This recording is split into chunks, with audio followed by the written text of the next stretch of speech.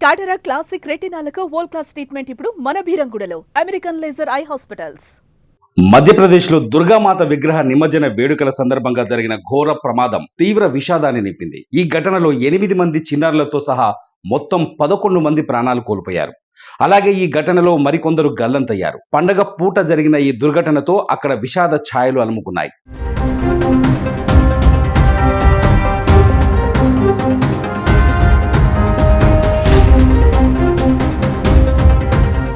ఖండ్వా జిల్లాలోని పంధానా police station పరిధిలో ఉన్న జమ్లీ గ్రామానికి చెందిన సుమారు 25 మంది భక్తులు దుర్గామాత విగ్రహంతో ట్రాక్టర్ ట్రాలీలో నిమజ్జనం కోసం బయలుదేరారు. మార్గ మధ్యంలో ఓ ఇరుకైన కల్వర్టును దాటుతుండగా అధిక బరువు కారణంగా ట్రాక్టర్ అదుపు తప్పి పక్కనే ఉన్న చెరువులోకి దూసుకెళ్లింది. ఈ ఘటనలో ఇప్పటి వరకు 11 మృతదేహాలను వెలికి తీయగా వారిలో 8 మంది చిన్నారులే ఉండటం అందరినీ కలచివేసింది.